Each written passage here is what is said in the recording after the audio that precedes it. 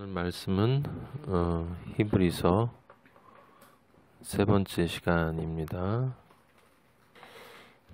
히브리서 1장 4절부터 끝절까지 14절까지 함께 읽도록 하겠습니다.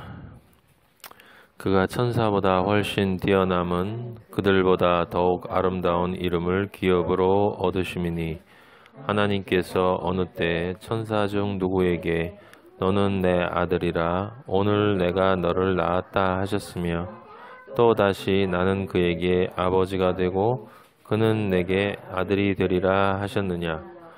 또 그가 맏아들을 이끌어 세상에 다시 들어오게 하실 때에 하나님의 모든 천사들은 그에게 경배할지어다 말씀하시며 또 천사들에 관하여는 그는 그의 천사들을 바람으로 그의 사역자들을 불꽃으로 삼으시니라 하셨으되 아들에 대하여는 하나님이여 주의 보좌는 영영하며 주의 나라의 규는 공평한 규이니이다.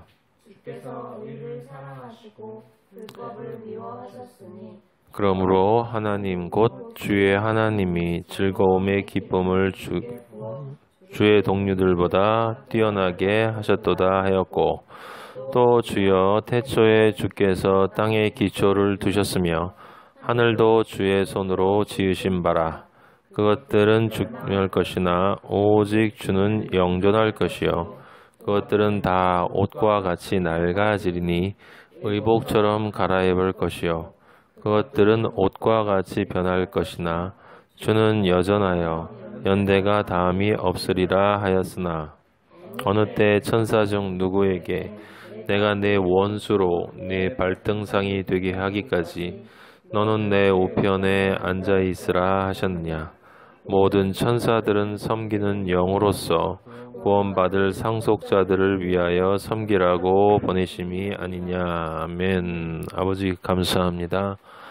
영광 받으시고 찬양 받아 주시옵소서. 우리의 영존하신 여호와 만군의 여호와 하나님의 아버지 창조주이며 우리의 알파와 오메가 되시고 시간과 공간과 모든 존재하는 것들의 통치자 되시는 여호와 나의 아버지 우리 하나님의 아버지 모든 그리스도인의 아버지 남은 자들의 아버지 만군의 아버지 할렐루야 여호와를 찬양하며 아버지가 히브리서를 통해서 주시는 말씀을 듣겠습니다. 아버지 말씀하시고 저희들로 하여금 말씀을 들음에서 그치는 것이 아니라 우리의 존재가 이 들음에서 일어날 수 있도록 변화될 수 있도록 인도하여 주시옵소서. 예수 그리스도 이름으로 기도하였습니다. 아멘. 오늘은 히브리서 세 번째 시간입니다. 제목은 아름다운 이름이에요. 아름다운 이름.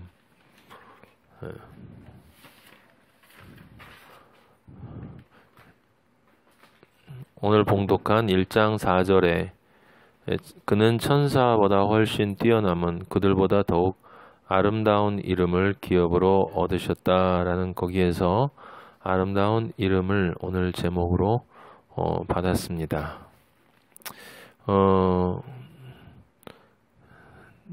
히브리서는 그 첫 시간의 이야기를 잠시 나눴지만 사실은 누가 썼는지 몰라요. 인간의 관점에서는 당연히 아버지가 쓰신 거예요. 성령 아버지가 쓰신 것이고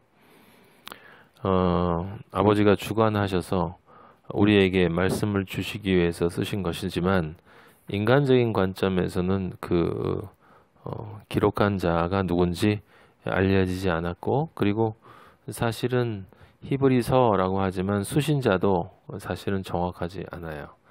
그래서 그 바울 서신하고 그 일반 서신의 중간에 위치한 서신이라고 합니다. 이 히브리서는 왜 인간적으로 생각하면 그 둘을 서로 연결하는 거다라고 생각할 수 있겠지만 뭐 사실 그것도 흥미로운 것 중에 하나지만 영적으로는 그렇게 크게 중요한 것은 아니에요. 우리는 히브리서 1장 1절 그리고 2절 3절을 매 시간 받고 그 예수 그리스도가 어떤 존재인가라고 하는 것, 그리고 히브리서를 통해서 아버지가 우리에게 주시고자 하는 말씀이 뭔가, 두 번 준비를 하고 이 세 번째 준비를 하면서 제 마음에 들어오는 것은 히브리서의 주제는 소망이다라는 것을 느끼게 되었습니다. 많은 사람들은 히브리서 11장을 생각을 해서 그 믿음장이라고 알려져 있어요. 그래서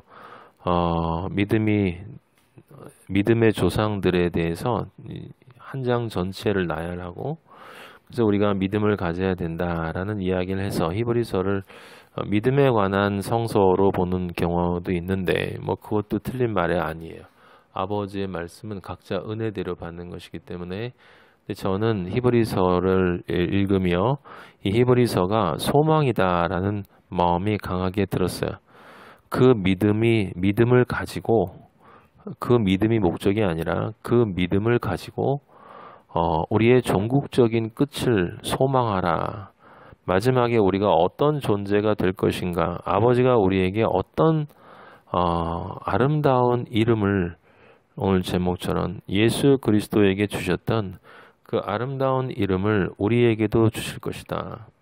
그 소망이 있는 자는, 그것의 가치를 아는 자는 그 이름, 그 소망의 대상이 되는 것 이외의 이 세상적인 흘러가는 것들, 무상한 것들, 이런 것들에 대한 비중을 좀 더 자유롭게 내려놓을 수 있을 것이다 라고 하는 게 이제 아버지의 말씀이에요. 1절과 2절, 3절에서 이제 예수 그리스도에 대한 이야기를 쭉 설명을 했는데, 그분이 어떤 존재인가, 하나님의 영광의 광채시고, 그리고 본체의 형상이다라고 하는 걸 우리가 봤었죠. 1장 4절부터는 비교에 대한 이야기가 나와요. 오늘 읽은 성경 구절은 이제 천사와 예수 그리스도가 비교되고, 그 뒤에 보면 이제 모세와도 비교되고, 다양한 존재들과 예수 그리스도가 비교되면서 그 예수 그리스도가 어떤 존재인가라는 것을 부각시킵니다. 명확하게 이제 보여주는 거예요. 우리가 이렇게 제가 이름을 모르는데 이렇게 긁는 거 있잖아요. 이렇게 자꾸 긁으면 형체가 정확하게 나타나는 것처럼, 그렇게 예수 그리스도가 어떤 분이신가라고 하는 것을 우리 아버지가 히브리서를 통해서 명확하게 보여주시는데, 처음으로 그리스도를 비교한 존재가 누구냐면 천사예요. 천사. 그래서 1장 4절에서 오늘 14절까지는 천사와 예수 그리스도를 비교한 글이다라고 하는 것입니다. 그래서 결론은 1장 14절에 나와 있어요. 모든 천사들은 섬기는 영이다. 경배할 영이 아니라 섬기는 영이다. 구원받을 상속자들을 위하여, 바로 우리들을 위하여 섬기라고 보내신 것이다. 우리를 위하여 천사들을 섬기라고 보내셨다라고 하는 것이 정말 사실이라면, 천사들은 우리를 지금 섬기고 있는 것이 사실이어야 한다. 그래서 그리스도인들이 가시적으로 보지 못한다 하더라도 하나님의 천사들은 그리스도인들과 항상 함께하며 그리스도인들에게 필요한 일을 섬긴다라고 하는 것을 여러분들이 기억을 하셔야 된다. 믿음으로 받아들여야 한다라고 하는 거예요. 예수 그리스도께서 광야에서 40년 시험을 받으실 때 그 천사들이 와서 섬겼다라는 말이 있고, 그리고 겟세마네 동산에서 십자가에 달리시기 전에 그 괴로워하실 때 천사들이 와서 힘을 돋웠다라는 구절이 있어요. 그래서 천사들은 하나님이 우리 그리스도인들에게 섬기라고 보내주시고 이렇게 그런 존재들이다. 영적 존재들이다. 아버지가 우리를 창조할 땐 천사보다 조금 못하게 창조하셨지만 결국은 우리가 예수 그리스도와 같은 존재가 될 것이기 때문에 천사들은 우리를 섬기는 존재가 될 것이다. 지금도 섬기고 있다라고 하는 것을 여러분들이 기억하셨으면 좋겠고, 그리고 그것의 이유는 무엇보다 내 안에 하나님이 계시기 때문에 나를 섬기는 게 아니라 내 안에 계신 하나님, 그 하나님으로 인해서 내 존재가 하나님의 아들이라는 완전히 다른 존재로 바뀌었기 때문에 그리스도인들은, 당연히 천사들은 하나님을 섬기는 것처럼 우리를 섬기게 된다라고 하는 거예요. 네. 자, 1장 4절부터 한번 보도록 하겠습니다. 예수 그리스도가 1장 4절에 보면 천사보다 훨씬 뛰어나다 그랬어요. 왜냐? 이유는 더욱 아름다운 이름을 기업으로 얻으셨다. 기업으로 얻으셨다라는 건 자신의 몫으로 받았다라고 하는 거예요. 예수 그리스도는 자신의 몫으로 아름다운 이름을 받으셨어요. 그 이름을 받으신 이유는 왜냐하면 그 아름다움의 본질을 이해해야 되는데, 그 아름다움이라는 것은, 그 가장 아름다움의 본질은 바로 사랑에 있다라고 하는 것을 우리가 기억해야 되겠다는 것이고, 그래서 그 사랑이라는 것은 우리는 분명히 예수 그리스도의 그 십자가의 사랑 이외에는 이 세상에 그 사랑은 존재할 수가 없는 것을 너무나 분명하게 알고 있기 때문에, 그래서 아름다움이라는 말도 사실은 골고다의 십자가, 그 십자가 안에 있는 우리 아버지의 십자가, 성령 십자가인 삼위일체 십자가의 그 사랑, 그 사랑 이외에 다른 것은 존재하지 않기 때문에 아름다움이라는 말도 당연히 그 십자가에 어울리는 것이다 라고 하는 것이고, 따라서 예수 그리스도가 기업으로 얻으셨다라고 하는 것은 다른 것이 아니라 바로 그 십자가의 사랑을 통해서 아름다우신 주님으로서 온전하게 자신을 이루신 예수 그리스도이시다 라고 성경이 지금 말하고 있는 것이다 라고 하는 거예요. 1장 5절에 하나님께서 어느 때 천사 중 누구에게 너는 내 아들이라 오늘 내가 너를 낳았다 하였냐. 그러니까 첫 번째 1장 4절에서 예수 그리스도는 아름다운 이름이다. 아름다운 이름은 십자가의 사랑이다.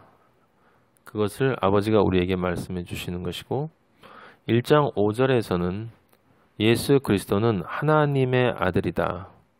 하나님이 직접 성령으로 낳으신 존재다. 그래서 아버지와 아들의 관계가 되었다라고 하는 거예요. 그래서 이 4절, 5절에는 바로 그것이 그리스도다.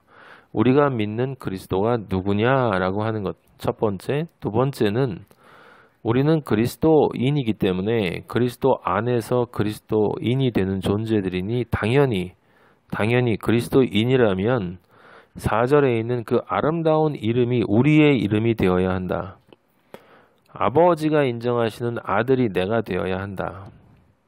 이 상상을 초월한, 감히 상상할 수 없는 그 보배로운 존귀한 이름이 그리스도인이라고 하는 이름이다라고 하는 것을 우리가 정말 기억을 해야 되겠다.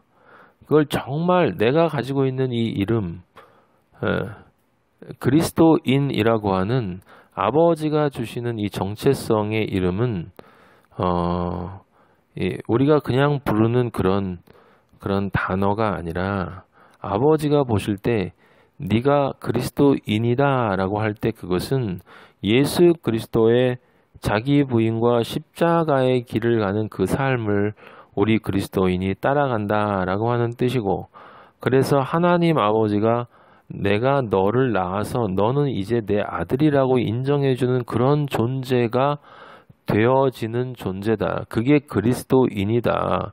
그러니까 우리는 차원이 다른 존재다. 차원이 다른 존재가 아니라 이 세상의 그 무엇과도 비교할 수 없는 그 단 하나의 영원의 차원의 존재다 라고 하는 것. 우리가 우리 자신을 들여다보면 도저히 믿을 수 없는 그런 차원의 존재로 하나님이 우리를 만들어 주셨다라고 하는 것이 정말 티끌만큼이라도 내 자신 안에 진정으로 자각이 된다면 그리스도인의 삶은 지금과 같지 않을 것이다.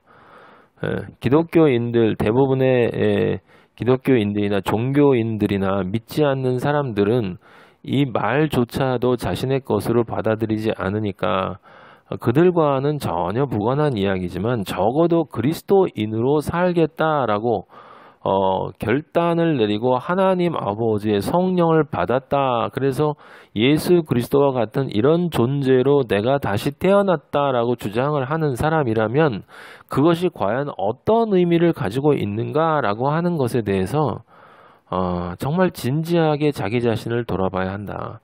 근데 그런 존재로서 아버지가 나를 인정해 주었다라는 것을 그렇게 믿음으로 받아들였다라고 하며 실제 삶은 바로 이 아름다운 이름과 하나님의 아들이라는 것에 걸맞기는커녕 그것과는 상상도 할 수 없는 그런 세상적인 그런 존재로서의 삶과 다를 바가 없는 삶을 산다면 내 자신에 대한 정체성의 고백과 내 삶의 모순이 그렇게 드러나면 하나님이 우리를 보실 때는 날 가지고 장난하냐라고 하는 말을 할 수밖에 없으실 것이다 라고 하는 것을 우리가 이 1장 4절과 5절에서 기억할 필요가 있다. 사실은 성경 전체에 우리가 예수 그리스도가 되는 것이기 때문에 이 부분을 성경을 읽으면서 그리스도의 삶을 볼 때마다 내가 바로 이 그리스도의 삶을 따라가야 한다라는 생각을 하고 감히 그런 그리스도의 삶을 따라갈 수 있는 권리를 우리에게 허락하셨다? 그게 참 엄청난 일이다라고 하는 거예요. 네, 여기 1장 4절 5절은 예수 그리스도에게 하나님이 아름다운 이름을 주셨다. 아버지의 아들이다 라고 하는 것에 대한 이야기고 그래서 천사와는 근본적으로 다르다. 6절 7절은 6절에는 이제 예수 그리스도는 경배를 받을 존재이지 경배를 하는 존재가 아니다. 천사는 경배를 하는 존재이다. 그렇게 함으로써 두 번째로 천사와 예수 그리스도를 분리시켜요. 아름다운 이름은 그리스도밖에 없다. 6절에 하나님의 아들도 그리스도밖에 없다. 6절에 그리스도는 경배받을 존재이지 경배할 존재가 아니다. 천사는 다 그 반대의 것이라는 거예요. 거기에 미치지 못하는 존재들이라는 거. 그 다음에 7절에 보면 그 경배하는데 경배의 대상이 아니라 지금 천사는 7절에서는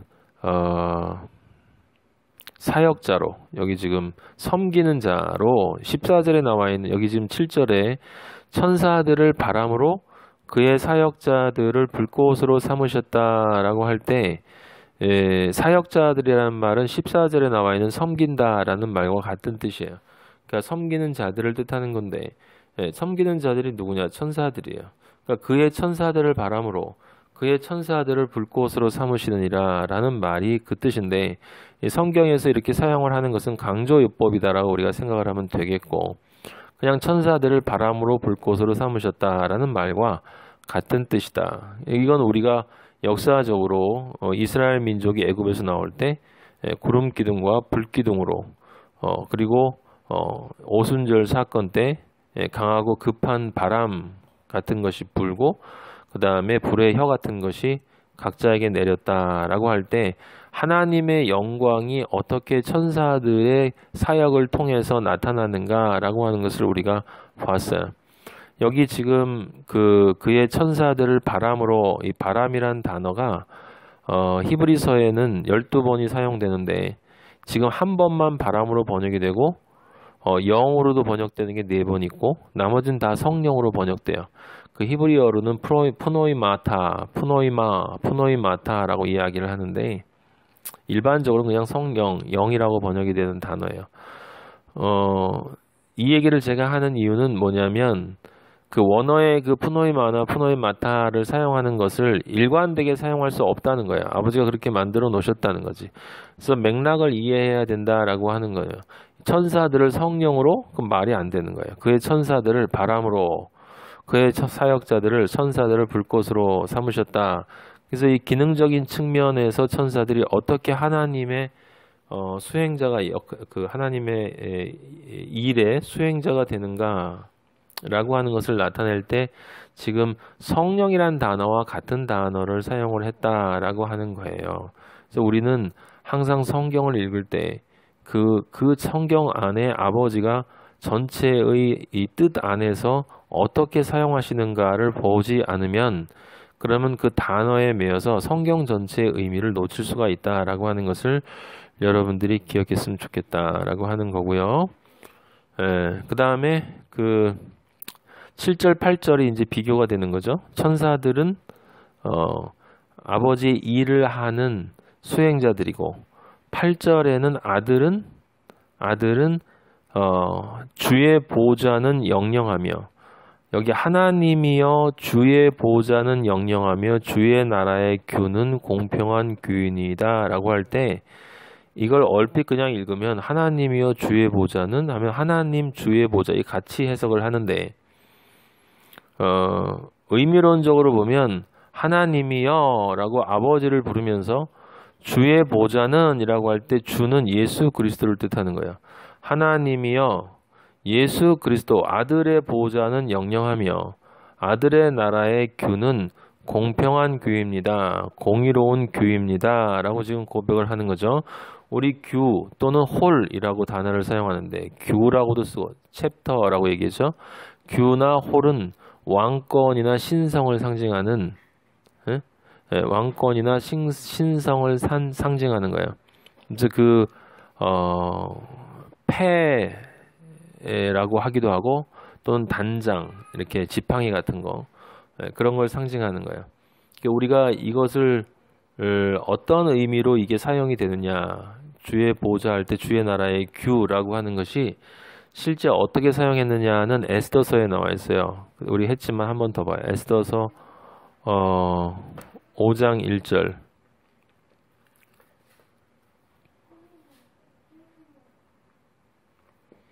제3일에 에스더가 왕후의 예복을 입고 에스더서 5장 1절 왕궁 안 뜰 곧 어전 맞은편에 서니 왕이 어전에서 전문을 대하여 왕좌에 앉았다가 2절 왕후 에스더가 뜰에 선 것을 본즉 매우 사랑스러움으로 손에 잡았던 금규를 그에게 내미니 에스더가 가까이 가서 금규 끝을 만진지라.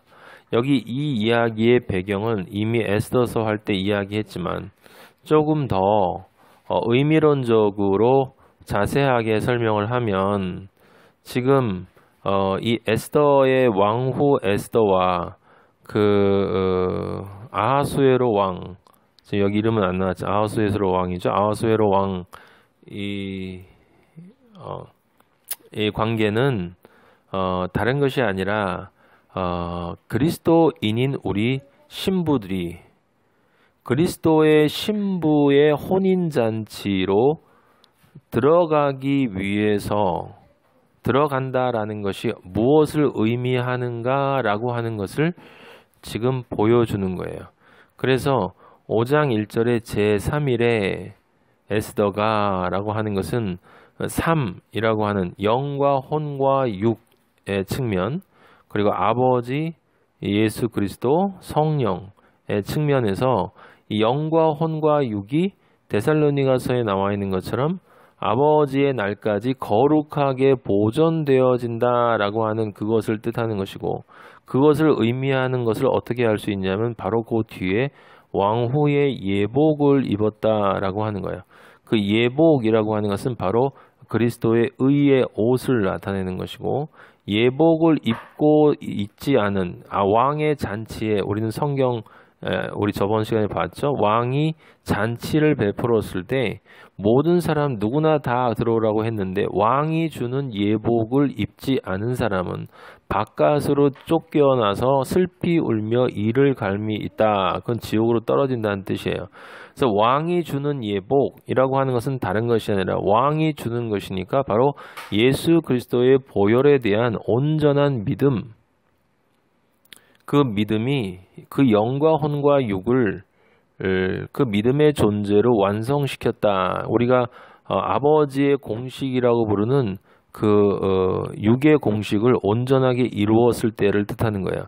그래서 그때 그것을 이루고 나면 이제 우리는 한 번 죽는 것은 사람에게 정해진 거요. 그동안 심판이 있다. 그래서 바로 어전 맞은편에 홀로 왕 앞에 우리는 예수 그리스도 앞에 이제 그분 앞에 서야 돼요.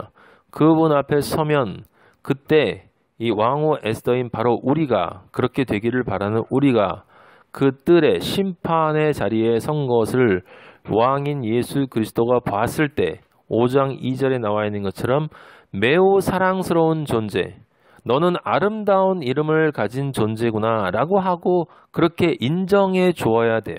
그래서 합당한 자로 우리 예수 그리스도가 우리를 인정해 주셔야 된다. 우리가 합당한 자로 살아왔다라고 고백하는 것은 전혀 중요하지 않고 예수 그리스도가 우리를 보았을 때 매우 사랑스러운 존재, 여기 매우라는 것은 유일하게 사랑스러운 존재, 예수 그리스도의 입장에서만 사랑스러운 그런 존재로 보여야 된다는 거예요. 근데 그때 그렇게 보이기 위해서는 바로 그 믿음에서 믿음으로 이르러야 된다는 거죠.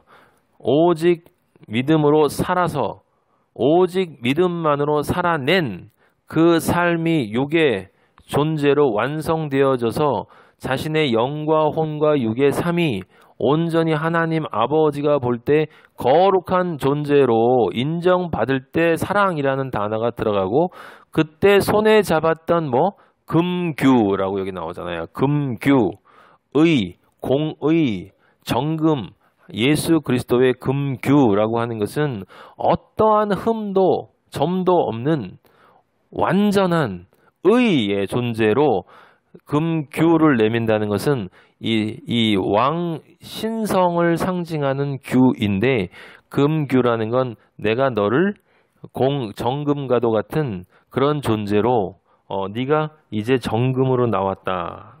이 규를 신성을 상징하는 이 규를 받을 수 있는 내 아내가 될 수 있는 준비가 되었다라고 인정을 해주고 그에게 내밀어야 되는 거고 그때 우리가 가까이 가서 에스더가 한 것처럼 금규 끝을 만져야 한다. 이게 하나님 아버지 앞에서 하나님의 공의 앞에서 영생을 얻을 수 있는 유일한 길이다라고 하는 거예요.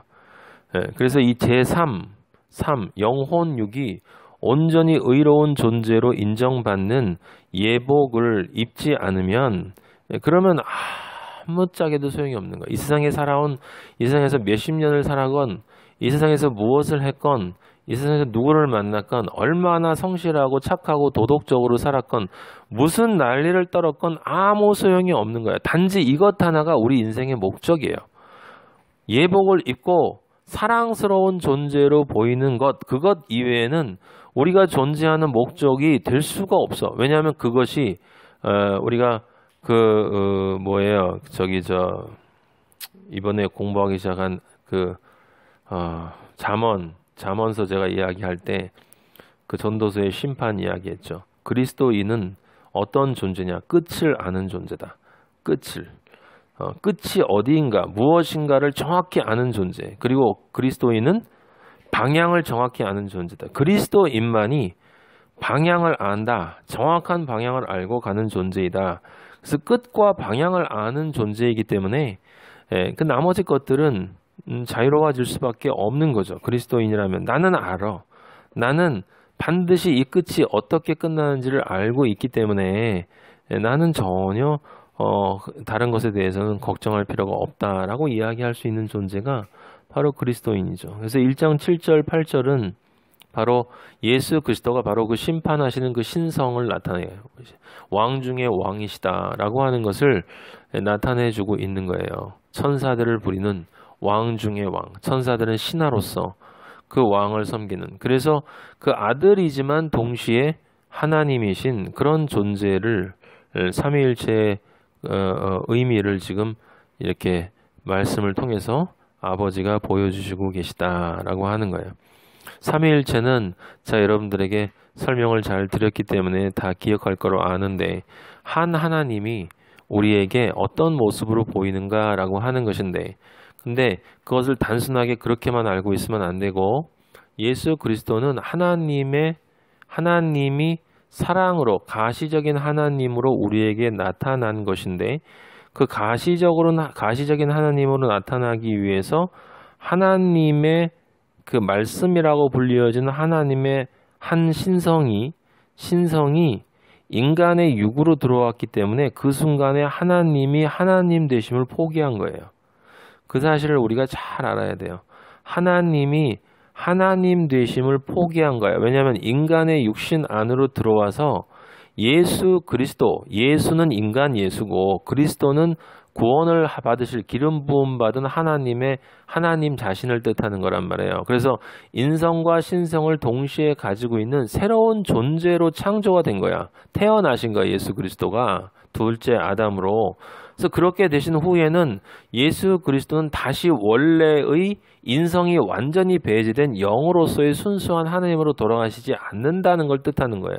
그게 우리 입장에서는 너무나 큰 축복이지만 하나님의 입장에서 바라볼 때는 하나님의 순수한 신성을 포기하는 것이에요. 그러니까 우리가 읽었던 어디에 빌립보서인가 거기 에베소서인가 거기 보면 원래 하나님의 본체신데 동등됨을 취할 것으로 여기지 않고 자기를 낮춰서 종의 형체를 가져 인간의 형상으로 오셨다고 그랬잖아요. 그게 그냥 뭐 그러셨나 보다가 아니고 자기 걸 포기한 거야. 그러니까 이게 비교가 될 수 있을지 모르겠지만 내가 만약에 집에서 키우는 돼지가 한 마리 있는데 그 돼지를 위해서 내가 사람인 걸 포기하고 돼지가 된 거나 마찬가지예요.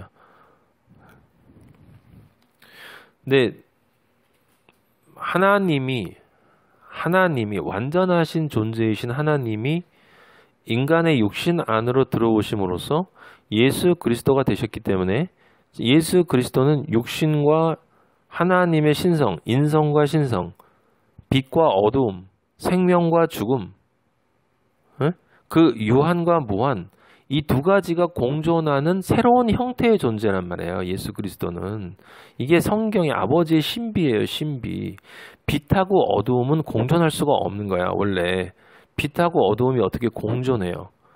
죽음과 생명이 어떻게 공존합니까? 그런 것은 공존할 수가 없어요. 근데 예수 그리스도 안에 생명과 죽음, 빛과 어두움이 공존하시는 거라니까 하나님과 인간이 공존하는 거란 말이에요. 그래서 그 하나님과 인간이 공존을 한 그 상태에서 인간적인 것을 뜯어내고 온전하게 인간적인 것을 하나님적인 것으로 바꿈으로써 그 인간적인 것, 하나님적인 것이 전체가 하나님적인 존재로 변화되게 만들어 주시는 게 하나님의 창조, 성경의 목적이에요. 그게. 사람들이 이 상상할 수 없는 이 거대한 차원을 생각조차 못하고 있으니까 내가 하나님의 아들이 믿는다라는 교회 나가는 거, 예수 그리스도의 그리스도인이 된다는 게 어떤 차원의 것인지 너무 몰라도 너무 몰라. 예? 그래서 예수 그리스도가 내 육신 안으로 들어오셔서 신성과 인성이 동시에 있는 빛과 어두움이 있는 존재로 오셔서 죽으시고 그 육신으로 죽은 다음에 그 육신에 있는 육성을 다 죽이고 그리고 부활하심으로써 육신은 육신인데 이제 육신이기 때문에 한번 다시 육신을 벗어낼 수는 없는 거고 그 육신이 썩지 않는 육으로 부활하신 거란 말이에요. 그러니까 썩지 않는 육으로 부활해도 그건 영의 몸이야. 영의 몸이라는 게 영이라는 게 아니라 그 영에게 붙어있는 썩지 않는 몸, 영혼 육의 존재이기 때문에 인간은 그 영혼 육의 존재인데 그 육이 과거에 예수님이 성령으로 예수라는 역사 속 존재의 몸뚱아리 안에 들어왔을 때와는 전혀 다른 몸으로 부활하신 거란 말이에요. 그렇게 해서 그 부활인 몸이 신적인 몸이 되는 거라 이 말이야. 그래서 그 몸이 바뀌어야 되는 거예요. 마음은 당연히 바뀌어야 되는 거고 그렇게 바뀌는 게 창조야. 그게 창조. 예? 그게 얼마나 우리가 영화로운 존재가 되는 것인지 나중에 이것을 안다면 그 하나님 가지고 이렇게 장난할 수가 없어. 이렇게 워낙 무지하니까 어리석으니까 그냥 예? 여기 저 옛날 똥통 가면 구더기 새끼들이 그 똥 속에서 바글바글 하는 것처럼 이게 이 세상에서 이 썩을 예? 이 바울이 그 배설물처럼 여긴다는 그 배설물들 속에서 그거 좀 어떻게 좀 내가 좀 깨끗하고 아름다워 보이는 배설물 좀 가지겠다고 보석 찾아다니고 예? 이렇게 진짜는 거기서 나와야 되잖아요. 그죠? 예. 예.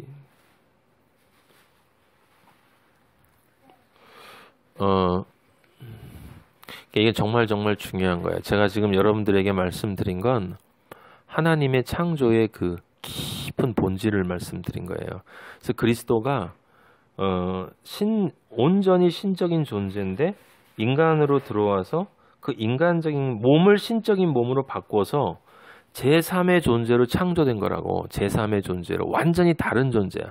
하나님도 아니고 인간도 아닌 존재이되 인간적인 것 속에서 죄는 싹 빼버리고 몸도 싹 빼버려서 몸이 영적인 몸으로 바뀌어져서 예수 그리스도가 지금 하나님 우편에 앉아 계신데 그 예수 그리스도라는 존재는 이 지구상에 없는, 온 우주에 없는 존재라고. 하나님이 처음 창조하실 때 하나님은 영이시고 모든 천사들도 영이고 다 영적 존재들인데 예수 그리스도는 영적 존재이면서도 몸적 존재이란 말이에요. 근데 그 몸적 존재가 우리가 가지고 있는 이런 몸이면서도 동시에 영적인 몸으로 변할 수 있는 그런 전혀 다른 존재로 예수 그리스도는 창조되었다라는 것은 무엇이냐면 예수 그리스도가 우리를 그 존재로 만들어주기 위해서 하나님 되심을 포기했다는 걸 뜻하는 거예요.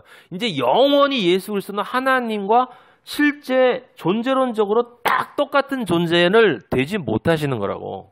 그런 관점에서 바라보면. 그래서 아들로 남으신 거예요. 근데 하나님과 예수 그리스도는 말씀으로 동일하기 때문에 그래서 하나님과 예수 그리스도는 하나다라고 얘기하는 것이지만 사람들에게는 볼 때 다르게 보이는 정도라고 얘기할 수 있는 게 아니야. 그게 얼마나 깊이 있는 이야기인데 이 성경에 나와 있는 창조 이야기가.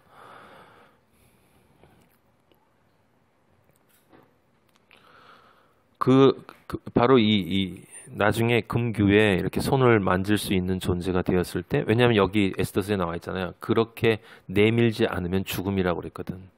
금규를 내밀지 않으면 죽는다. 그냥 마음대로 갈 수 없다. 이 똑같은 얘기가 어디 나왔었어? 시내산에서 하나님이 임재하셨을 때 이스라엘 민족은 거기 가까이 갈 수가 없었어요. 왜? 하나님의 영광을 나타내는 그 천사들의 불기둥이 그걸 가로막고 있었기 때문에 죄가 있는 존재는 하나님께 나아갈 수가 없는 거야. 그 금규를 받을 수가 없어. 영혼육이 완전히 의로 그리스도의 피로 깨끗하게 되어진 존재, 그리고 실제 그 깨끗하게 되어진 존재로서 자기의 삶을 완성한 사람만 그 시내산에 올라갈 수가 있는 거예요. 모세는 아버지가 그리스도를 예표하는 존재이기 때문에 받아주신 거라고. 올라올 수 있도록. 그리고 성령 강림할 때 12로 맞춰야만 그게 왕후의 예복이란 말이에요. 12번째 사도가 되어져서 12로 되어져야 영혼육이 온전히 하나님으로 가득한 존재가 돼서 이제 성령이 내려올 수 있다. 의로운 존재를 받아준다. 이게 다 같은 얘기잖아 지금. 에? 그래서 에스더스 얘기가 그 모세 시내산 얘기와 이 사도행전의 그 얘기와 같은 이야기에 같은 얘기. 그 성령 강림의 사건이면서 동시에 마지막 최후의 심판 얘기라고. 성령 강림의 사건이면서 동시에 마지막 최후의 심판 이야기야. 사실은 같은 거란 말이야. 같은 거. 그래서 여기서 아닌 놈은 이미 심판을 받았다라고 예수님이 얘기하시는 거야. 그리고 우리는 이미 하나님의 아들이다라고 인정을 받는 거고, 이미 하나님의 아들이다. 그래서 우리는 하나님의 아들이 된 존재로 그 조건을 그냥 충족시켜 나가는 거다 이 말이에요, 지금. 그래서 아버지가 그것을 만들어 가고 있으니까 지금 다 훈련을 하는 것이고 그렇게 우리를 빚어져 가는 것이니까 내가 생각할 때는 아버지 내 눈을 조금만 오른쪽으로 옮겨줬으면 좋겠는데 그러면 안 된다니까. 아버지 넌 조금 왼쪽으로 가야 돼. 넌 좀 이렇게 돼야 돼. 너는 이런 길을 가야 돼. 네가 이런 길을 가야 너가 필요한 너가 지금 가지고 있는 너의 원래 가지고 있는 기질이나 성품이나 너의 조건이나 환경이나 모든 것을 고려할 때 너는 이 길을 가야 네가 내가 원하는 바로 그 에스더로 나올 수 있다라고 하는 것이기 때문에 사람마다 다 다르니까 아버지가 각자에게 필요한 대로 자신의 인생을 결정을 해주셨다. 그럼 우리가 갈 수 있는 건 뭐냐? 우리가 할 수 있는 건 어저께 이야기한 것처럼 절대 순종. 우리는 아무것도 모르는 존재니까 그 경외감을 가지고 아버지에게 절대 순종하는 그러한 존재가 되는 그 십자가의 오른쪽의 죄수와 같은 존재가 될 때 그 오른쪽의 죄수가 바로 이 에스더란 말이에요. 에스더. 이 사람들이 이걸 어떻게 이해를 하겠냐고. 이 왕후의 예복을 입은 이 에스더, 매우 사랑스럽게 보인 이 에스더가 그 십자가의 오른쪽에 우리가 볼 때는 그렇게 초라하고 진짜 비참한 존재로 보인다는 거예요. 그래서 우리 그리스도인이 우리가 그리스도인으로 살아가면서 세상이 나를 보는 관점과 아버지가 나를 보는 관점을 진짜 진지하게 내 안에 받아들이지 못하면 우리는 그리스도인으로 완성될 수가 없어. 근데 아버지는 우리를 사랑하는 사람은 반드시 그렇게 되어야 되니까 아버지가 바라보는 관점에서 어떤 존재가 되어질 수 있도록 아버지가 그렇게 훈련을 시켜주시는 거다 이거예요. 그래서 고난이 오는 거고 환난이 오는 거고 유혹이 오는 거고 넘어짐이 있고 쓰러짐이 있고 좌절이 있고 절망이 있고 거기에서 기도가 있고 찬양이 있고 승리하고 나서 다시 또 찬양이 있고 이렇게 계속 훈련하면서 1학년 너 통과했구나. 이제 2학년 올라가라. 3학년 올라가라. 이렇게 가는 거예요.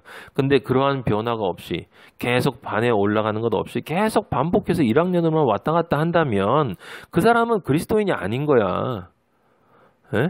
아닌 거예요. 10년, 20년이 지나도 그냥 계속 1학년인 사람은 안 되는 거야. 에? 그 여러분도 또 이런 얘기를 했다. 난 아직 10년이 안 됐으니까. 이런 생각하는 사람도 안 되는 거야. 하나님의 시간은 인간의 시간하고 다르다라고 하는 걸 늘 기억하고 있어야 된다라고 하는 거야. 9절 보세요. 주께서 의를 사랑하시고 불법을 미워하셨으니 그러므로 하나님 곧 주의 하나님이 여기 나와 주의 하나님 예수 그리스도의 하나님이 즐거움의 기름을 주께 부어 주의 동료들보다 뛰어나게 하셨도다. 네. 그러니까 지금 7절, 8절 9절에 나와 있을 때 여기서 지금 하나님이 예수 그리스도를 어떤 존재로 만들어 주셨는가. 근데 그 존재가 바로 또한 하나님이다라고 하는 것이 지금 이 7절, 8절, 9절을 통해서 이렇게 드러난다. 여기 지금 9절에 하나님 곧 주의 하나님이라는 말을 여러분이 잘 유익 있게 봐야 이 9절, 7절, 8절, 9절이 정확하게 해석이 돼요. 8절 같은 경우에 아들에 관하여는 하나님이여 주의 보좌는 이러면 사람들 읽으면서 뭐라고 하냐면 저도 옛날에 그랬는데 하나님이여 하나님의 보좌는 영영하며 이렇게 읽어버린다고. 이게 그 말이 아니에요. 여기 주는 예수 그리스도의 보좌야. 하나님이여 예수 그리스도의 보호자는 영영하다라고 하는 거예요. 그게 다윗에게 아버지가 약속하셨잖아요. 너의 이 왕국 영원할 것이다. 솔로몬에게도 약속하셨던 그 영원히 이룰 것이다 라고 하는 그것이 바로 그 뜻이라 이 말이에요.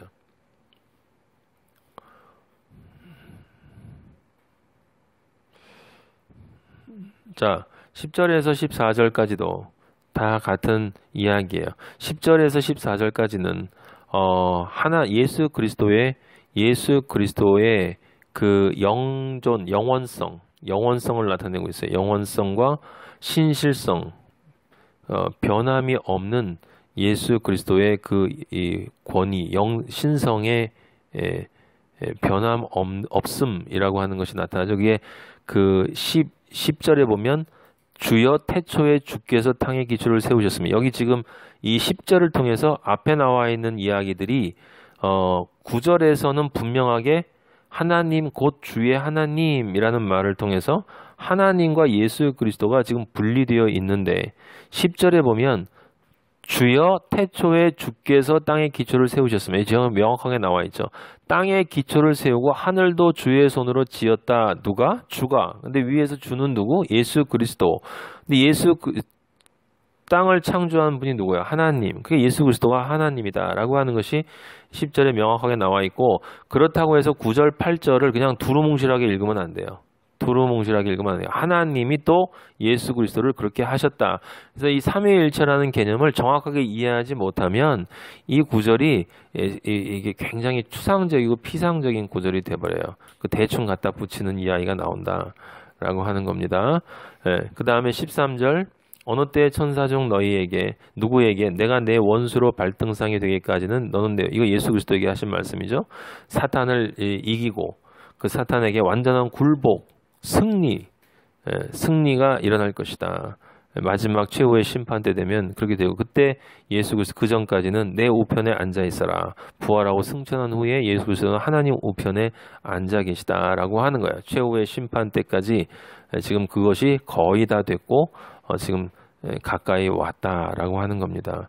14절 모든 천사들은 그래서 섬기는 영으로 구원받을 상소 예수 그리스도의 형제들을 위해서 섬기라고 지금 이 땅에 보내졌다라고 하는 사실이 굉장히 중요합니다.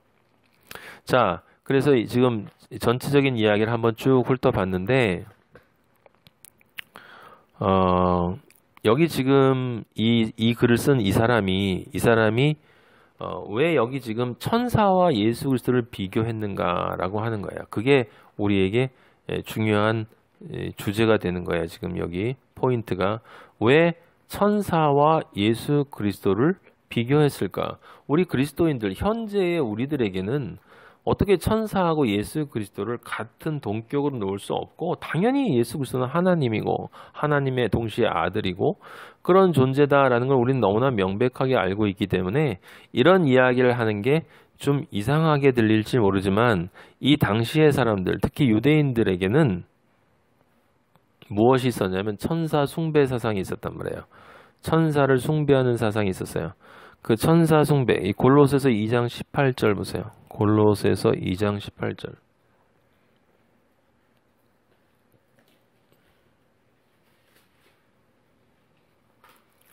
골로새서 2장 18절 이렇게 쓰였어요. 아무도 꾸며낸 겸손과 그 다음 게 천사 숭배를 이유로 너희를 정죄하지 못하게 하라. 그가 그 본 것에 의지하여 그 육신의 생각을 따라 헛되이 과장하고 머리를 붙들지 아니하는지라. 여기 머리는 누구예요? 예수 그리스도일 때 교회의 머리. 머리를 붙들지 아니하는지라. 천사 숭배를 하게 되면 그 육신의 생각을 따라 헛되이 과장하게 된다라고 이야기를 하고 있어요. 그러니까 천사 숭배가 있었다는 거야. 지금 바울 시대에 천사 숭배가 실제로 있었다라고 하는 거죠. 그럼 왜 천사 숭배가 있었는가라고 생각을 해보면 충분히 그럴 수 있을 것 같다는 생각이 드는 것이, 왜냐하면 유대인들은 그리스도로 인정하지 않았고 예수를 그리스도로 인정하지 않았고, 그리고 구약에 우리가 성경을 보면 하나님 아버지가 직접 나타나지 않잖아요. 당연히 하나님 아버지지. 늘 천사를 통해서 보여주셨다고. 아브라함에게도 그랬고 모세에게도 그랬고 떨기나무에서도 말씀하실 때도 그때 불꽃 가운데라고 하는 것은 바로 천사들이 그 영광을 드러내고 있었다라는 것을 뜻하는 거고, 시내산 위에도 사람들이 그 시내산 하나님의 임재를 바라보니 거기가 불꽃처럼 보였다라고 하는 이야기도 있고, 또 그리고 실제 기드온이나 우리 하나님의 일을 한 사람들에게 천사들이 나타나서 너에게 축복받은 자여라고 하는 이야기들을 늘 전해왔다라는 거죠.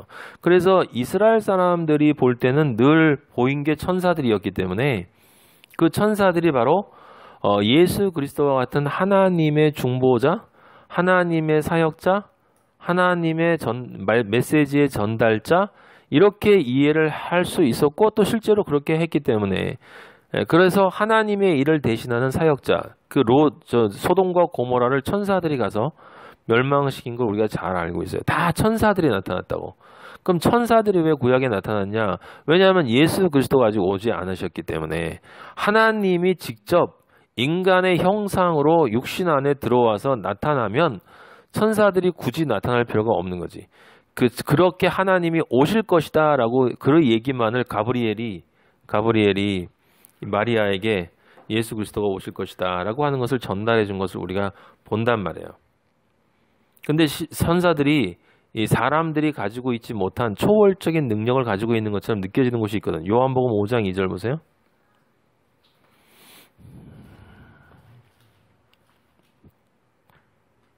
예루살렘에 있는 양문 곁에 히브리 말로 베데스다 연못, 베데스다라 하는 못이 있는데 거기 행각 5이 있고 그 안에 많은 병자, 맹인, 다리 저는 사람, 혈기만 사람들이 누워 물의 움직임을 기다리니 이는 천사가 가끔 못에 내려와 물을 움직이게 하는데 움직인 후에 먼저 들어가는 자는 어떤 병에 걸렸든지 낫게 되밀어라.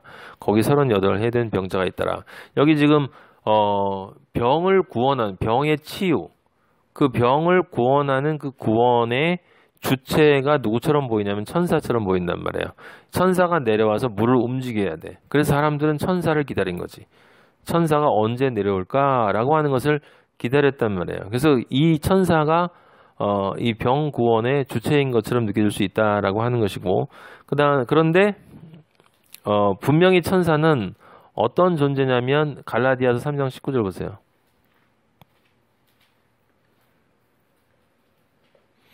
(3장 19절) 오해가 될 수 있는 말이 있는데, 그런즉 율법은 무엇이냐? 범법함으로 더해진 것이라 천사들을 통하여 한 중보자의 손으로 베푸신 것인데 약속하신 자손이 오시기까지 있을 것이라. 여기 약속하신 자손은 예수 그리스도예요. 이게 중요한 거야. 그러니까 그런즉 율법은 무엇이냐? 범법함으로 더해진 것이라 천사들을 통하여 한 중보자의 손으로. 이게 얼핏 읽으면 천사들을 중보자하고 연결해서 읽을 수가 있는데, 천사들을 통해서 한 중보자의 손으로 베풀었다. 여기 지금 한 중보자의 손은 다른 손이 아니고 바로 모세를 뜻하는 것이고, 천사들을 통해서라고 하는 것은 하나님이 모세에게 율법인 이 10계를 이렇게 말씀해 주셨다라고 할 때 그 말씀하는 것은 누구를 통해서 말씀하냐면 천사들을 통해서 말씀하는 거예요. 이게 분명히 구분이 돼야 되는데 이게 잘 구분이 안 됐다, 이런 것을 뜻하는 거예요. 그런데 갈라디아서 3장 15절을 보면 지금 19절의 의미를 우리는 정확하게 알 수 있거든. 여기 16절, 이 약속들은 아브라함과 그 자손에게, 15절부터 보세요. 사람의 언약이라도 정한 후에는 아무도 패하거나 더하거나 하지 못한. 이 약속들은 아브라함과 그 자손에게 말씀하신 것인데, 여럿을 가리켜 아브라함에게 한 말 있죠. 너의 자손이 바다의 모래처럼 하늘의 별처럼. 근데 여럿을 가리켜 그 자손들이라 하지 아니하시고 오직 한 사람을 가리켜 내 자손이라 하셨으니, 이 갈라디아 3장 16절이 그래서 진짜 중요한 구절이에요. 이게 제가 늘 강조하지만 곧 그리스도라. 아브라함에게 약속한 하늘의 별 같은 바다의 모래 같은 그 자손이 한 사람이고 곧 그리스도다. 내가 이것을 말하니 하나님께서 미리 정하신 언약을, 율법이 430년 후에 생긴 건데 그 어떻게 율법이 그 약속을 폐할 수가 있겠느냐. 그 약속을 헛되게 하지 못한다. 그 자손이 반드시 있을 것이다 라고 하는 것이다 라고 하는 거예요. 그래서 19절에 그 자손이 오시기까지 있을 것이라 라고 하는 건 그 율법이 예수 그리스도가 오게 되면 그 율법 자체로는 더 이상 존재하는 것이 아니라 예수 그리스도가 그 율법을 완성시켜서 참 율법으로, 생명의 성령의 법으로 우리에게 주어질 것이다 라고 하는 이야기를 지금 하고 있는 거죠. 그래서 성경에 이제 그리스도를 잘 모르는, 지금처럼 성경을 받지 못한 사람들이 보면 당연히 천사들은 신령한 존재로 보일 수가 있었다라고 하는 것인데, 그런 이유로 신적인 존재인 것처럼, 구원의 주체인 것처럼 천사를 경배했다. 그럼 천사를 경배한다는 것은 무엇을 뜻하는 거야? 그건 십계명을 어기는 거야. 나 이외에 다른 신을 두지 말라. 나 이외에 다른 어떤 인간이 만든 것에 대해서도, 인간 아닌 것이든 무엇이든 하여튼 나 이외에 다른 것에 경배하지 말라라고 하신 하나님 아버지의 그 십계명을 어기는 그 행위가 실제로 있었다라고 하는 거예요.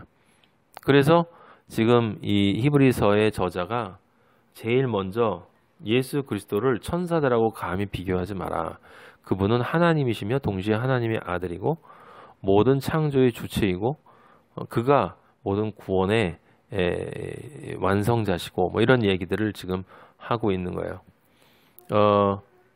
이 욥기 38장 7절이나 시편 148편이나 골로새 1장 16절에 보면 천사들은 다 뭐로 나오냐면 피조물로 나와요. 천사들은 피조물이야. 피조물. 천사들에서 나온 거 보면 천사들은 만들어진 존재예요. 사실은 그건 천사들이 피조물이라고 하는 사실은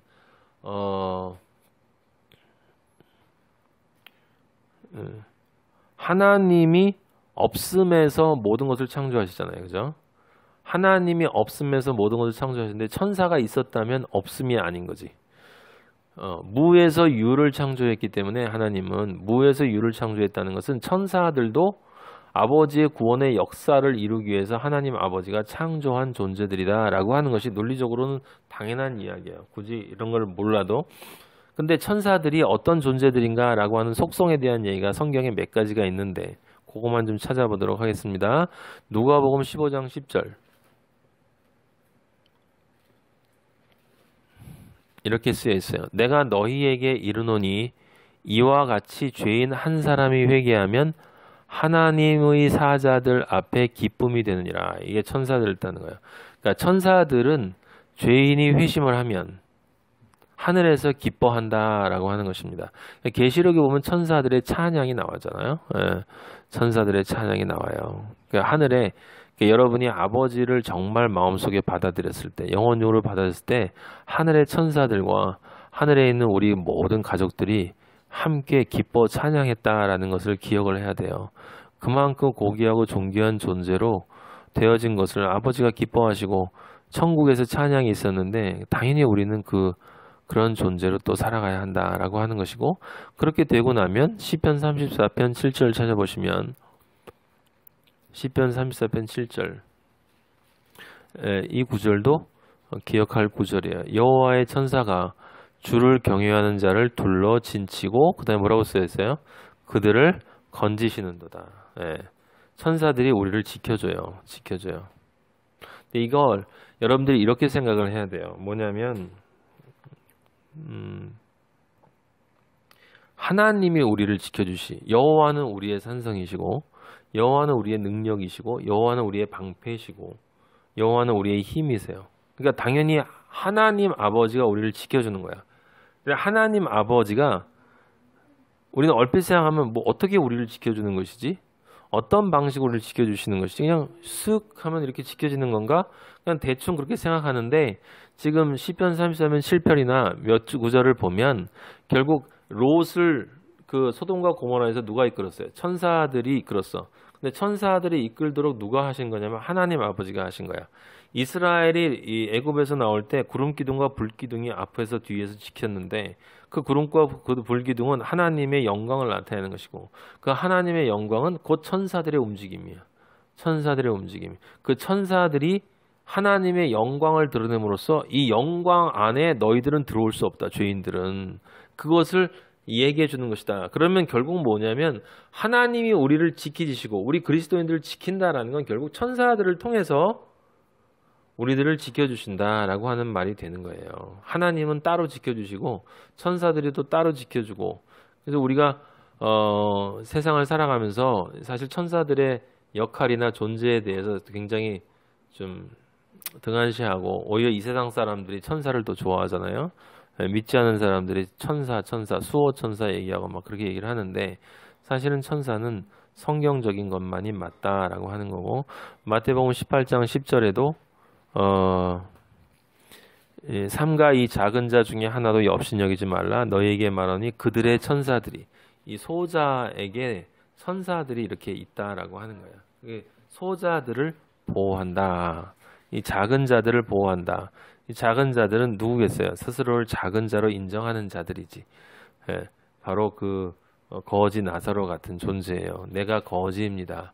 아버지 앞에 나 내세울 곳이 아무것도 없습니다. 심령이 가난한 자들, 그들을 소자들을 보호한다. 이게 세상적인 소자들을 이야기하는 게 아니에요. 그리고 왜 나사로 이야기 보면은 이제 천사들이 나사로를 데리고 아브라함 품으로 인도하잖아요. 그 얘기가 나오고, 그 다음에 계시록에 보면 천사들은 심판을 실제 시행하는 사람들이야. 그러니까 다른 것이 아니고 결론을 이야기하면 하나님 아버지가 이 세상을 통치하실 때 천사들을 통해서 통치하신다. 하나님의 영광이 천사들을 통해서 드러난다라고 하는 것을 우리가 생각해 볼 수 있는 존재인데, 하지만 그 천사들은 창조된 존재들이다. 창조된 존재들이기 때문에 십계명을 어기는 일을 범하면 안 된다. 지금 우리는 천사보다 조금 못한 존재지만, 하지만 그리스도가 승리하시고 하나님 옆에 앉아 계신 것처럼 우리도 그리스도의 형제들이 될 것이고, 나중에 우리들은 천사들은 우리를 경배하고 섬기는 존재가 될 것이다. 우리는 그러한 위치로 높이 올라갈 것이다 라고 하는 것에 대한 그 믿음을 가져야 된다라고 하는 거예요. 이제 결론적으로 이 히브리서에 지금 천사와 예수 그리스도를 비교하는 것을 통해서 하나님 아버지가 우리에게 하시고 싶은 말씀이 무엇인가라는 것을 생각해 볼 수 있다는 거예요. 첫째는 다른 것이 아니라 이 천사라고 하는 존재는 지금 하나의 기호야, 기호. 상징. 천사는 하나의 기호나 상징. 그러니까 종교적인 사람들이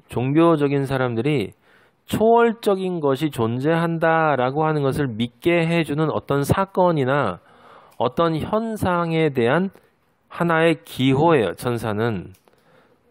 그래서 지금도 이 천사 숭배 사상이 과거에만 있는 게 아니라 지금도 있다. 어떤 의미에서 천사 숭배 사상이 지금도 있느냐? 지금도 수많은 기독교인들이 신비적인 것을 따라간다라는 거예요. 신비적인 것을 따라간다.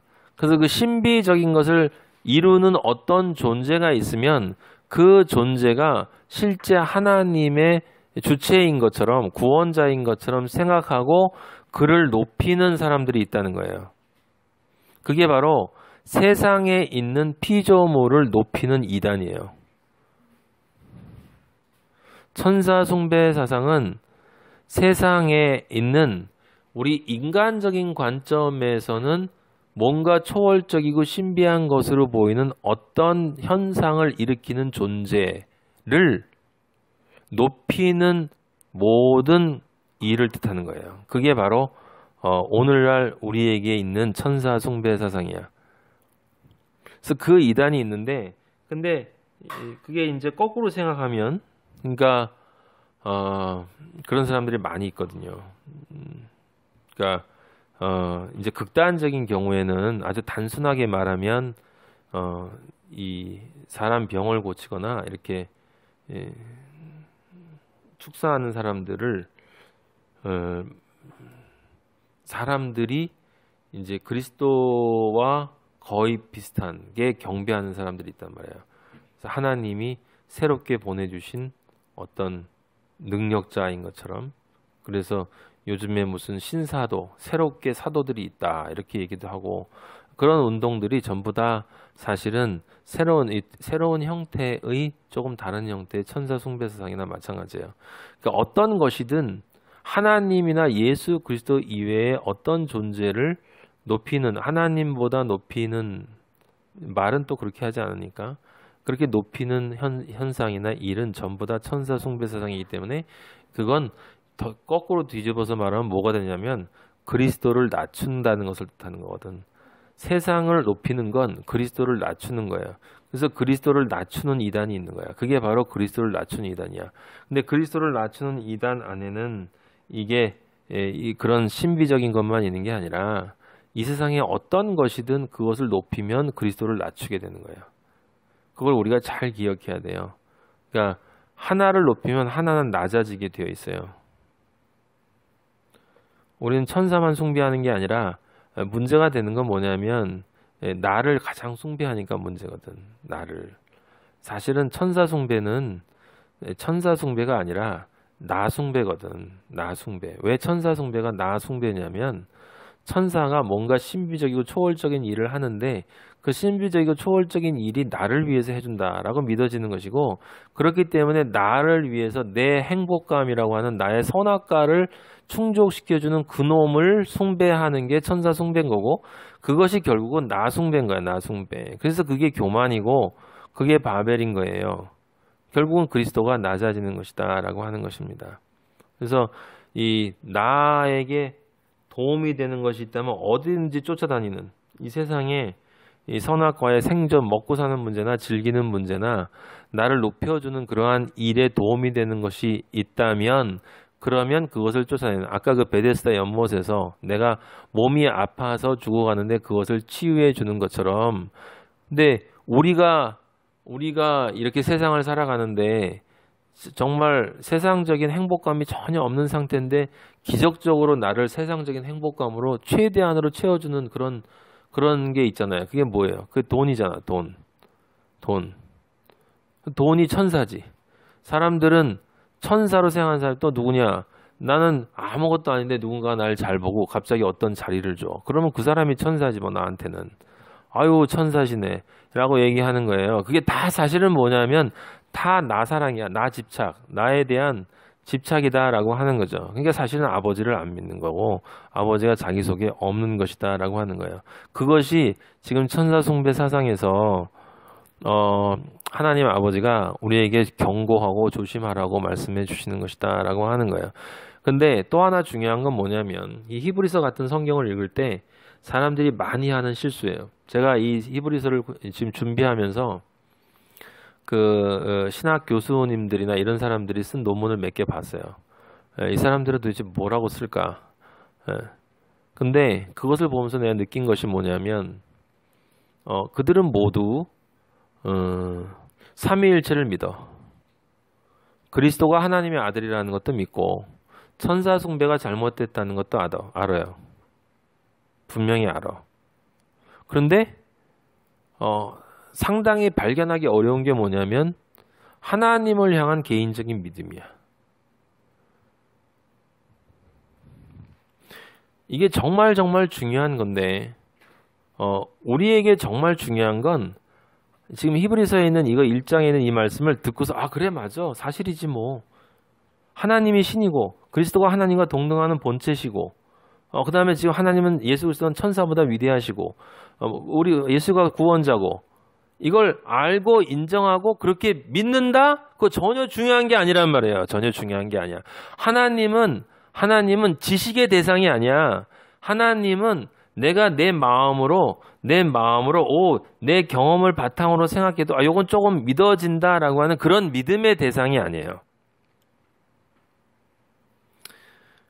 말씀드린 것처럼 우리 그리스도인의 믿음은 내 바깥의 외부 세상에서 일어나는 어떤 사실이 나한테 닥쳤을 때 그것을 내 개인 안에 있는 어떤 이성이나 정신작용을 통해서 저건 믿을 만한 것이다 라고 생각하게 되고, 그것을 통해서 나오는 어떤 개연적인 확신, 거의 그럴 것이 틀림없다 라고 하는 개연적인 확신, 사람들은 그걸 믿음이라고 생각한다고. 그건 믿음 아니란 말이에요. 또 거꾸로 무조건 믿어, 그래서 맹목적으로 수용하는 거, 그것도 믿음이 아니야. 믿음은 관계예요. 관계. 하나님 아버지가 내 안에 있는 게 믿음이야. 그러니까 이게 완전히 다른 차원인 거예요. 다른 차원. 그래서 얼마나 많은 신학자들이 믿음을 말하면서 믿지 않는가. 얼마나 많은 종교인들이 믿는다고 고백하면서 믿지 않는가라는 이 말이 너무나 당연한 건, 믿음은 내 입장에서 분리되어진 어떤 존재를 믿는다, 이게 믿음이 아니라 그 존재가 내 안으로 들어와서 나와 하나가 되어지는 그 변화가 믿음이야. 그게 그 관계가 믿음이에요. 왜냐하면 그렇게 되어져야 내가 존재론적으로 변화하고 내 안에서 존재의 혁명이 일어나는 것이기 때문에 그것만이 성경에서 말하는 믿음이다. 그 믿음만이 내 삶에 자연스러운 변화를 도출해낸다라고 하는 것이기 때문에 그 관계가 없으면 어떠한 것도 믿음이 아닌 거예요. 그래서 히브리서 같은 경우에 우리가 지금 여기서 읽으면서 우리는 반드시 무엇을 끄집어내야 되냐면 도대체 나의 천사는 누군가? 내가 예수 그리스도보다 높이고 있는 지금 현재 나의 천사. 많은 사람들은 누굴 의지해요? 돈을 의지해. 많은 사람은 뭘 의지해? 권력을 의지해. 많은 사람은 뭘 의지해? 사람을 의지해. 능력 있는 사람.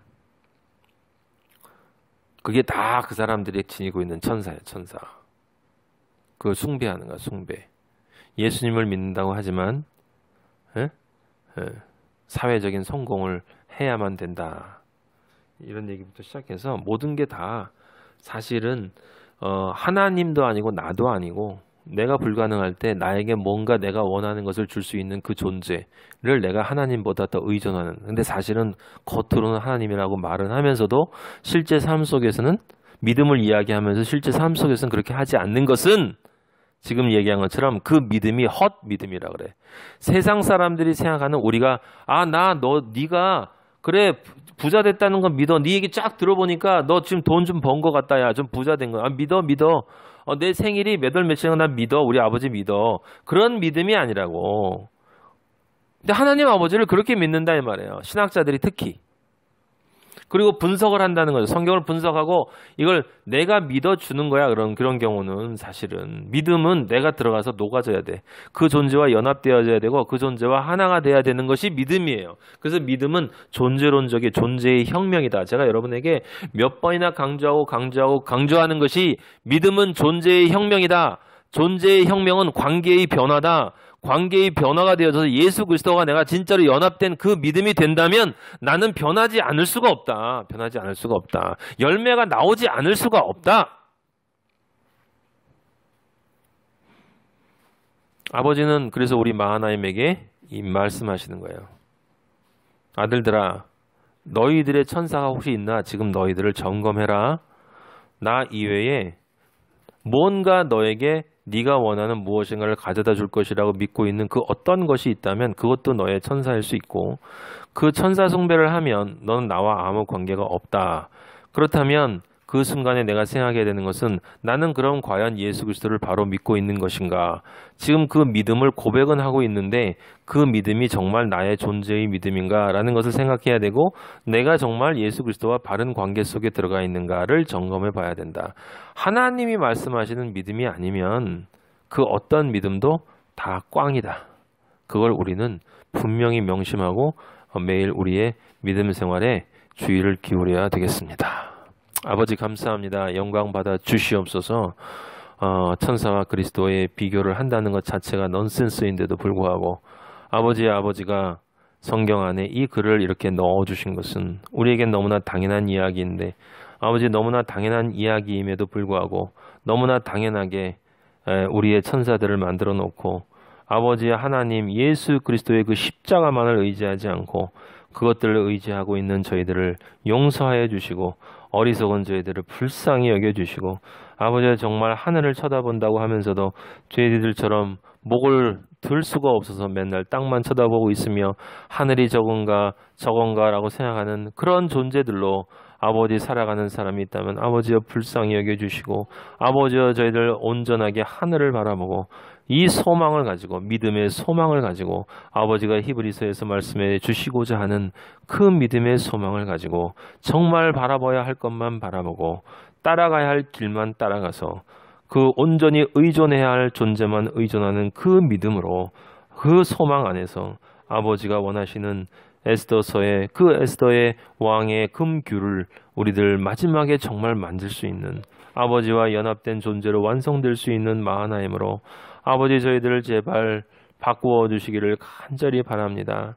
아버지여 머리로 고민하는 사람들 아버지여 그 머릿속에 있는 복잡한 생각들 다 치워주시고 아버지 믿음처럼 세상에 간단한 것이 어디 있습니까? 아버지와 내가 그냥 하나가 되면 되는 건데 나 그냥 다 버리고 아버지 앞에 그냥 녹아버리면 되는 건데 아버지여 내 안에 있는 더러운 것들이 너무나 나를 붙잡고 늘어져서 아버지 이건 놓지 않으려고 예수님 믿으면서도 내 이름, 내 하는 일, 나 자신을 드러내고 싶어서 아버지여 예수님 믿으면서 이렇게 피곤하고 괴롭고 힘들게 아버지 살아가는 불쌍한 영혼들 아버지여 불쌍히 여겨주시고 아버지 믿음이란 이야기를 하면서 도대체 믿음이 뭔지도 모르고 교회만 나가 아버지여 세상 복을 빌다가 아버지 줄줄이 사탕 깨어지듯이 줄줄이 가서 꽃이 끼어진 것처럼 지옥으로 떨어지는 영혼들을 불쌍히 여겨주시고 아버지여 세상에 지금 이 주일날이라고 하며 아버지를 경배하고 찬양하는 그 영혼들이 진정 그 안에 내가 누구를 찬양하고 있는가, 내가 하나님을 찬양하는 것인가, 내가 만들어 놓은 허상인 어떤 천사를 찬양하고 있는가를 아버지여 점검하게 하시고 아버지 제발 아버지를 바라볼 수 있도록 은혜를 내려 주시옵소서. 저희들 마하나임 제발 그리로 가지 않도록 인도하여 주시고 성령 아버지, 우리 안에 계신 성령 아버지, 우리를 늘 인도하여 주시고 말씀으로 붙잡아 주시고 절대로 곁길로 떨어지지 않을 수 있도록 붙잡아 주시옵소서. 우리 그리스도인들 마하나임의 삶을 통해 영광 받으실 아버지 하나님, 나의 아버지, 우리 마하나임의 아버지, 우리 예수 그리스도인들의 아버지, 남은 자들의 아버지를 찬양하며 영광 받아 주시옵소서. 사랑합니다 아버지, 감사합니다. 예수 그리스도 이름으로 기도하였습니다. 아멘. 하늘에 계신 우리 아버지, 이름이 거룩히 여김을 받으시오며 나라의 마옵시며 뜻이 하늘에서 이루어진 것 같이 땅에서도 이루어지이다. 오늘날 우리에게 일용할 양식을 주옵시고 우리가 우리에게 죄 지은 자를 사하여 준 것 같이 우리 죄를 사하여 주옵시고 우리를 시험에 들지 말게 하옵시며 다만 악에서 구하옵소서. 나라와 권세와 영광이 아버지께 영원히 있사옵나이다. 아멘.